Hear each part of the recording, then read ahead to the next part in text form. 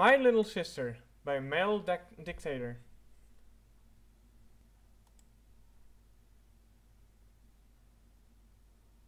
Please, Rarity? I'm sorry, sweetie Belle, but I simply cannot spend time today playing. Rarity trotted frantically around the carousel boutique, her horn aglow, magic grabbing at materials she needed for her latest project, and spinning them around to create a halo of shoeing supplies. Sweetie Bells just stared in awe at her as her sister sped throughout the store, gathering things seemingly at random. She couldn't begin to wonder how all the materials were supposed to fit together to make the dresses Rarity was known for. She was just unable to use her magic, but Rarity still seemed to be able to handle dozens of tasks all at the same time, with no trouble at all. She couldn't wait until she was able to do that. Rarity paused, slightly out of breath, and turned apologetically towards Sweetie Belle. I told you, I have an order for hoity-toity that I must finish by tonight, and I'm running behind as it is, not to mention the other two clients who need their dresses by tomorrow. But I only have 2 days to spend with you while Mom and Dad are gone. The older unicorn picked up a spool of ribbon from underneath a bolt of deep blue fabric. Yes, well, that was a very sudden emergency that forced them to go to Manhattan, and I didn't have enough time to alter my schedule. I'm sorry, sweetie, but this order must be completed by tomorrow morning, or my career could be ruined. She walked up to the gilded chest where she kept her most extravagant jewels. When she came back from her gem-haunting expeditions, she took a special note of most of the flawless stones and placed them in this very chest to save them for the most important dresses. An order for something as prestigious as hoity-toity absolutely qualified as one of those for the use of one of these stones. The resulting dress would be breathtaking. Rarity could already picture the glimmer of the opals, the sheen of diamonds, and the luster of amethysts of her creation. It would be spectacular. Rarity's eyes awaited the glory of her sight. Awaited the glory of their sight they were about to see as she opened the lid to the chest. Inside were nestled pristine samples of lapis lazuli, but nothing else. Oh dear! I can't complete my dresses with these. They're practically useless for my plan. Where are the sapphires, the emeralds, the rubies? Oh, what to do, what to do? Sweetie Belle tilted her head, not understanding her sister's predicament. Can't you just find some more like you always do? Sweetie dear, finding gems and bringing them back takes hours, and I simply don't have the time. The only way I could possibly be able to do it quickly enough is if I have some pony helping me. Oh, what am I to do? Sweetie Belle's eyes lit up as she started bouncing up and down. Oh, I can help you, Rarity. No, sweetie, I need to do this quickly, and I'm sure your assistance would only prolong the trip. The white filly stopped abruptly and hung her head. I said I was sorry last time. Not to worry. Rarity said, still sounding unsure. I'll just have to go ask Spike if he can come. He does so well with gems, and I'm sure I will be able to make it back in time with his help. Rarity started walking towards the door, not wanting to waste another moment. Sweetie Belle ran up to catch up with her. But what will I do? Can't you play with your friends? No. Appleplum is busy helping Applejack on the farm, and Scootaloo is off practicing some new moves on her scooter. Rarity sighed.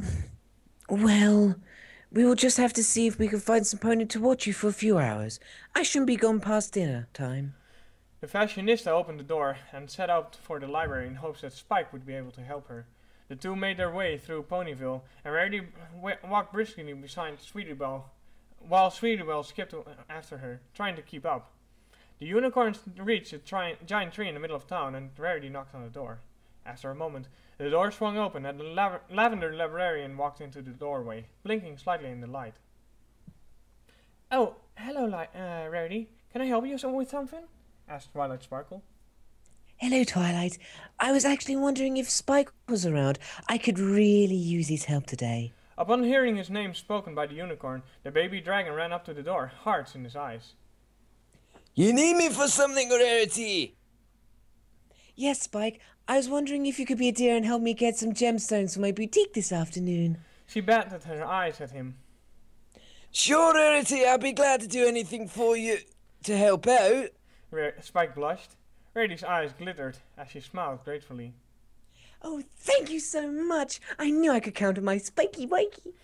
The dragon's face grew even darker as he turned to his things to get his things before the pony noticed his embarrassment.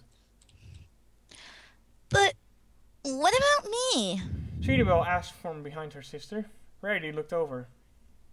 We'll just have to see if Fluttershy will be able to keep an eye on you. Actually, Rarity, said Twilight, Fluttershy's over at Froggy Bottom Bog. There was another overpopulation issue, so she's helping transfer some more frogs. Rarity frowned. Oh my. Well, I suppose I can ask Applejack. But she and Apple Bloom are harvesting apples. Twilight looked back and forth between the two, assessing the situation. She spoke up. You know, Rarity, I just finished my studying early. I could watch Sweetie Belle until you get back. Rarity looked at Twilight, shaking her head vigorously. Oh, no. I couldn't impose like that. Twilight put a hoof up. It's no imposition, really. Besides, I just finished reading up about Philly's psychology. I'm sure she won't be a problem. Rarity noticed that the sun was already past noon. Well, if you're sure it's okay, Twilight. She turned to her sister.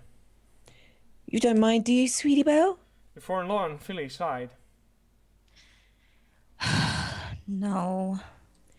Oh, thank you so much, Twilight. You have no idea how much this helps. She called out. Spike, are you ready to go? The dragon ran back to the entrance and stood at attention. Yes, my lady. Rarity thanked Twilight again before she left. Spike trailed behind her as she already pulling the red dragon in to carry the gems. Twilight stepped to the side of the door to look at Sweetie Belle. Would you like to come in? The filly turned away from the departing figure of her sister. Fine. She went into the library. The older unicorn gave her a sidelong glance as the moping pony walked past her. Is there something wrong, Sweetie Belle? She looked up at Twilight with sad eyes. My parents are in Manhattan for 2 days, and I thought that I would finally get to spend some time with Rarity, but she's too busy with her shop to spend any time with me. She muttered under her breath. She always has something more important to do than spend time with me. Twilight shifted awkwardly. She certainly hadn't expected to have to deal with a scorned pony this afternoon. There were a few texts she had read about familiar issues, but she thought that topic was well outside of her knowledge. Still, there had to be something she could say to make the filly more amiable. Well, I'm sure Rarity would have wanted you to spend some time with you if she knew you were coming before. Sweetie Belle harumphed and sat down. She didn't go into the library very often, and there wasn't anything very interesting in there. And the Cutie Mark Crusaders never had any adventures that involved sorting things. Besides, there was a general rule about speaking softly in a place that didn't agree with the Crusaders at all. Stacks upon books circled the circumference of the hollow tree. Books on every subject Sweetie Belle knew, and some she didn't. Even some she didn't. Reading so many books would take a lifetime. She wondered how many books Twilight still hadn't read. She started looking around to see if there's anything that wasn't a book in the library. On a table, there was a globe with maps. On another level of the tree, there was a telescope Twilight used for her stargazing.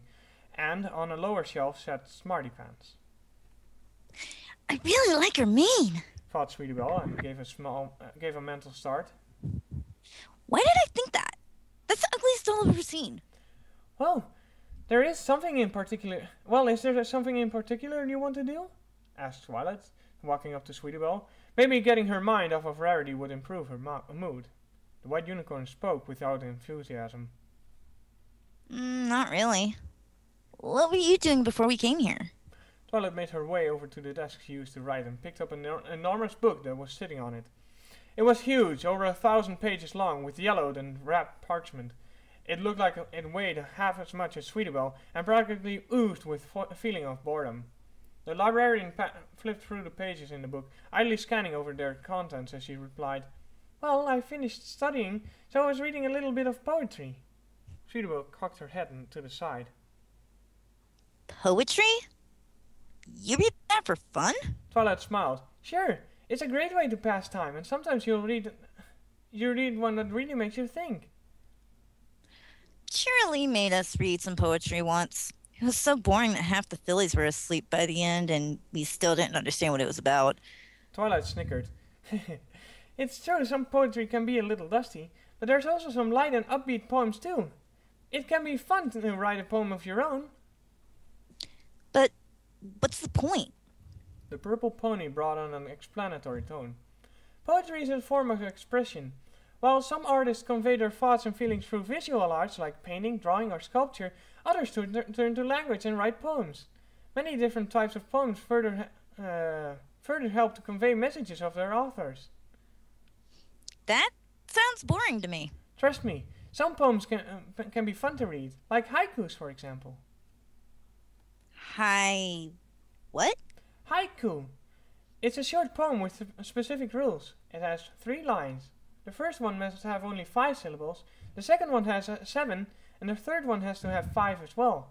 It's commonly referred to as the 5-7-5 rule. What's so fun about that? Twilight riffled through the book's pages again, this time searching for a very specific poem. It's all about what the author wants to say. Aha! Here's a famous one. Haikus are easy, but sometimes they don't make sense. Refrigerator. The filly creased her eyebrows in confusion. Refrigerator. That doesn't make any sense. Twilight looked at her expectantly. Suddenly, Sweetie Belle's eyes grew wide and she started giggling. Oh, it does make sense. Twilight laughed along and continued reading haikus. Each one made Sweetie Belle smile and sometimes even laugh. See? Said Twilight. Poetry can be fun. Why don't you try thinking of one? Why don't you try thinking of one? Me? I can't come up with poetry. Sure you can. Any pony can. Okay. Sweetie Belle said, hesitantly. She thought for a few moments, tapping her hoof on the floor as if counting. Finally she spoke up. It is the goal of the Cutie Mark Crusaders to find our talents? Twilight clapped her hoofs together in encouragement. That worked! See? It's easy! Sweetie Belle brightened. Yeah! What other kinds of poetry are there? Twilight paused. Well, there are haikus and limericks and sonnets and freeform. Pretty much any kind of you can think of pretty much as many kinds of you can think of with many structures. In fact, the way Sakura even talks is always a poem. Are they all funny?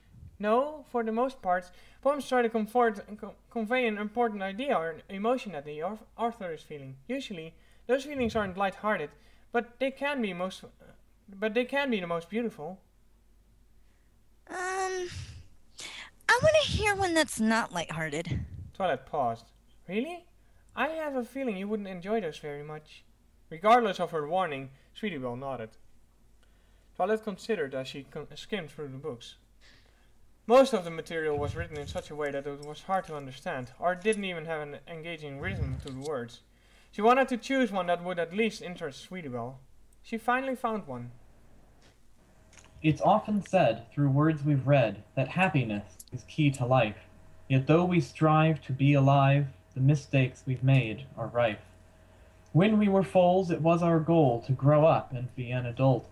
But now we're here, it does appear that all our logic was at fault. We strove so hard, with disregard to any days through which we went, to grow up fast, but here at last we see that we weren't well spent. We focused upon moving on, for our youth we did abhor, and now we sneer, it's crystal clear, that we want to be young once more. Twilight looked up from her reading and looked at Sweetie Belle. The filly stood with a frown on her face. Perhaps the reading hadn't been too serious for the filly, but she had asked for a poem that contained some sort of meaning.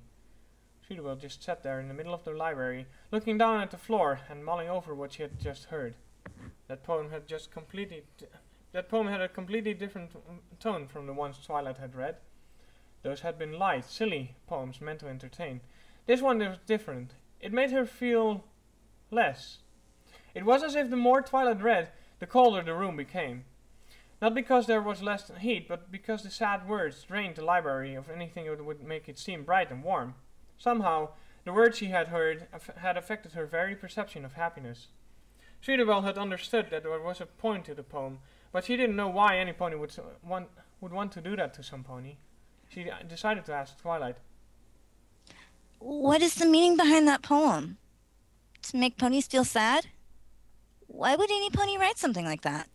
Twilight looked past Sweetabelle, a contemplative look on her face. The poem was about perspective. We go through our lives always wanting to be older and having responsibilities, but once you're older, you find that you miss the days when you were young. But why write about it? Wouldn't you want to try to make ponies who are reading it happy? The librarian shrugged. Poetry is up to interpretation. No one can know for sure why the author wrote their poem. All they can do is use the poem to guide their thoughts. What do you think the message was? Sweetabelle mulled over the poem. It seemed to be saying that being older wasn't as good as being young. At least, it said the younger ponies wanted to be older, while the older ponies wanted to be young. Yet, isn't that what they were doing as the Cutie Mark Crusaders? Every day they come up with a new plan that would help them get their cutie marks. Every pony else told them they needed to get into the weight, and they would find their own talents in time. But the Cutie Mark Crusaders charged ahead, trying to earn the cutie marks instead of waiting for one to appear. Could that be what the poem was about? Was it telling them that the Cutie Mark Crusaders were spending too much time trying to get and be older instead of enjoying what they had now as fillies? I think they were saying that even though we want to be older now, when we are older, we will see this as wasted time. Twilight nodded. That's a very good interpretation. What did you think of the poem as a whole? I didn't like it. I don't like the way it makes me feel. Twilight smiled. You aren't supposed to. I think the author was trying to encourage people to live in the present instead of obsessing what you will or did have. Anyway, there are other types of poems that have different meanings. Most of them are more enjoyable. I think any other poem would be more enjoyable than that one. The librarian laughed. You'd probably be right, and most of them are. For example, even songs are poems that are just put into music.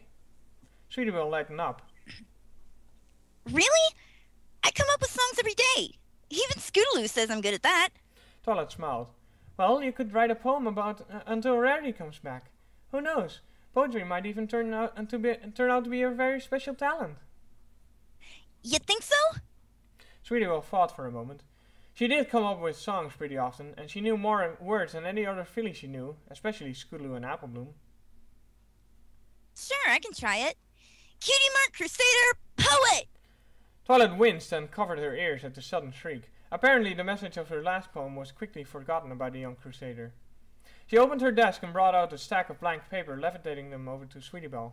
Okay, here's some parchment and a quill. I'll be over here reading, so feel free to ask me anything if you need any help. Sweetabelle looked down at the paper and pondered how she should begin. Sure, saying she would write was one thing, but how was she supposed to get started? She stared at the table. What was she supposed to write about? The weather?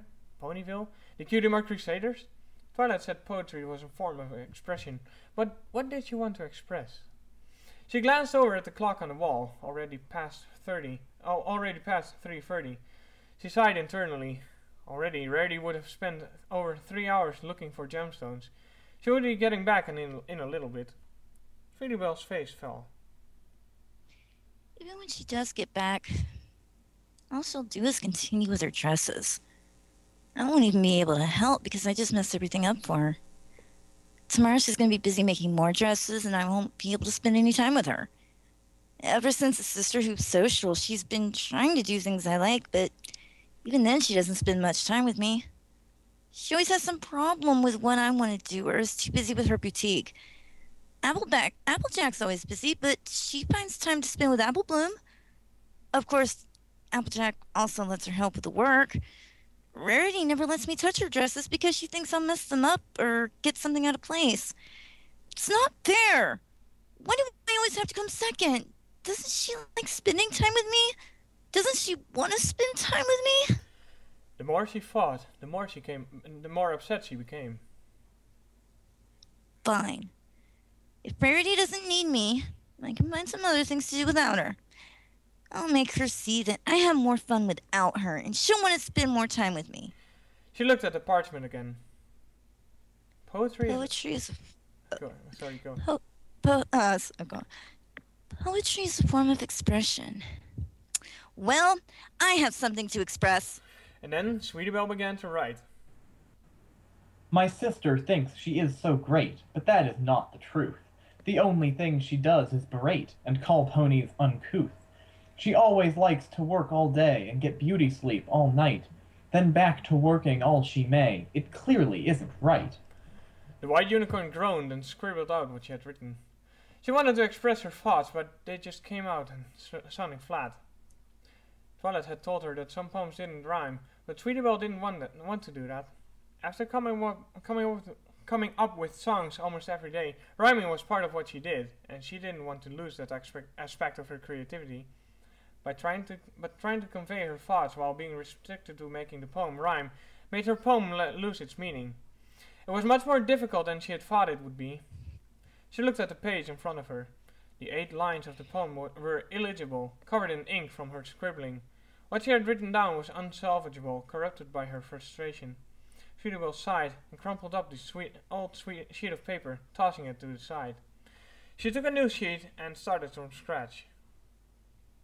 A knock came at the door, and Rarity and Spike walked into the library. You sure, Rarity?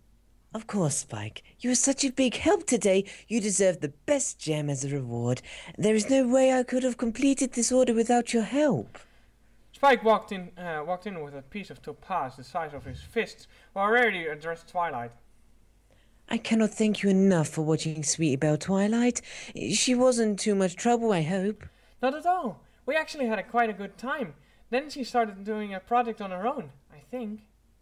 The 2 ponies glanced over to where Sweetie Belle was. She had just crumpled another piece of parchment and had thrown it to an overflowing wastebasket, frustrated tears in her emerald eyes. She bent her head onto the diminished stack of fresh papers and sat there motionless and defeated. It's no use, Twilight. Sweetie Belle muttered. I guess poetry isn't my special talent after all. Poetry? Exclaimed Rarity. How in Equestria did you get her to spend all afternoon doing poetry? I've tried to get her to do anything even remotely refined, but she simply finds a way to get dirty in the process. Twilight shrugged. I guess she just took a natural liking to it. She turned to Sweetie Belle. Don't you get too discouraged, my little pony. Sometimes it's hard to put what you think onto paper. The filly just responded with a groan. Rarity looked at the clock and started. Oh my goodness! I'm truly sorry to leave you so abruptly, Twilight Sparkle, but even with Spike's wonderful assistance, I'm still behind schedule. Come, Sweet Belle, get your things. Oh, I can understand completely, said Twilight, walking the unicorns to the door. And if you need any more help, don't hesitate to ask me, okay? I do appreciate it ever so much. I don't know how I can ever make it up to you. Don't worry about it. Good luck on completing your order in time. Thank you again, Twilight. And you too, Spike. The dragon looked up from his gem just in time to wave goodbye before they were out of sight. He went back to staring at the gem, his mouth beginning to water. Sweetie Belle lay outside Rarity's workspace door. The older unicorn had made it very clear that there would be no interruptions or unruly behavior to distract me from my work. The filly sighed and looked around for something to do. Out of the corner of her eye, she saw a stack of paper with a pencil. She had spent an exhaustive afternoon trying to make a poem that she was happy with, and all of her attempts had failed. Her words always seemed inadequate, as if what she had really feeling was beyond words. How did poets do it? Somehow they managed not only to convey what they were feeling, but to make other ponies feel it too. Perhaps she was just trying to portray the wrong feelings. Sweetie Belle glanced at the door of the room where Rarity was working. It seemed like she never stopped working and never gave time to Sweetie Belle, especially today.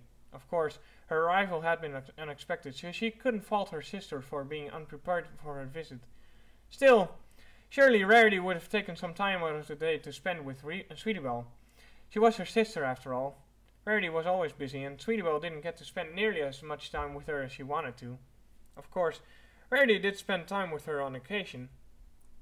After the sisterhood social, they had gone to the spa, Rarity's idea, ate lunches together, and played in the park, and generally tried to do things that the other would enjoy. If Rarity had been able to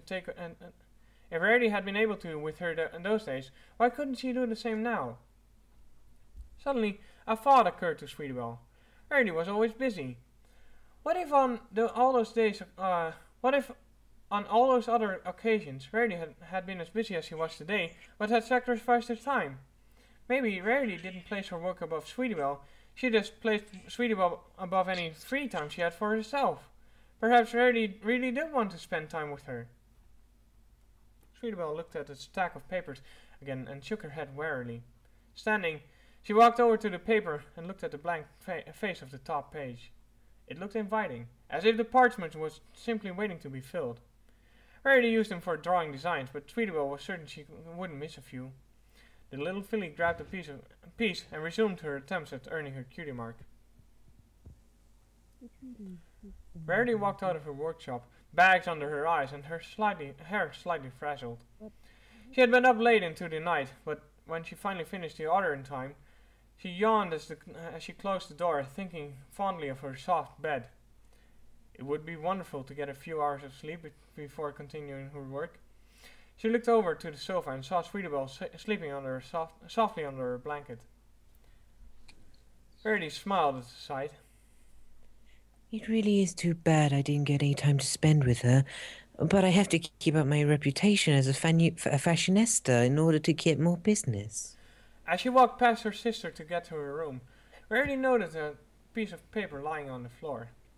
She picked it up, wondering what design she could have forgotten to put away, when she noticed it was covered not in fashion ideas, but with words.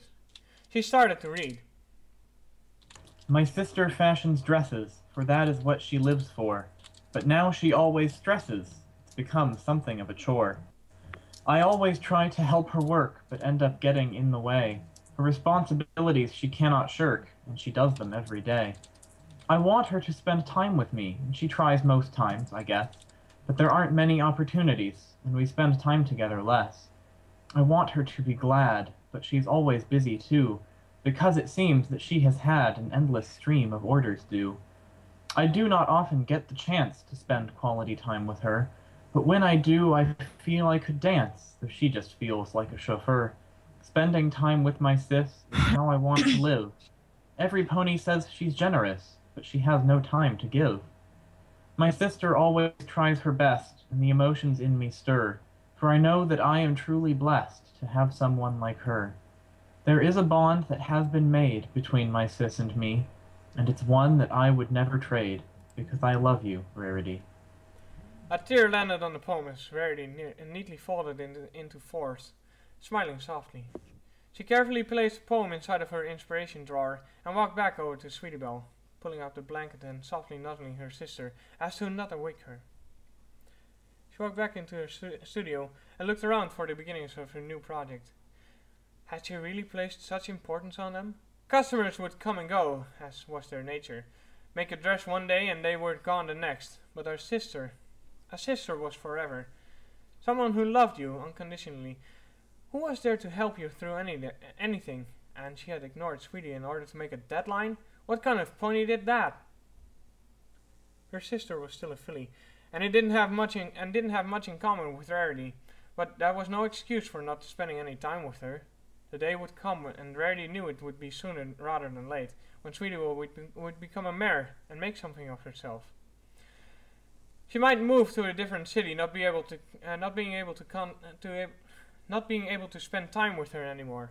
Would Rarity be able to justify that future with the knowledge that she had kept a few paying clients instead of spending time with her only sister when she had the chance? She had Sweetie Belle now, but that wouldn't be for much longer. It would be much better to take advantage of the time they had together now than to squander it for things that wouldn't matter in the future. And what could possibly be more valuable than spending time with your little sister? Rarity turned away from her work and locked the door. She glanced back at the sleeping form, breathing softly on the sofa, and smiled. Tomorrow, she was free to Wells. Her clients would simply have to wait. The end.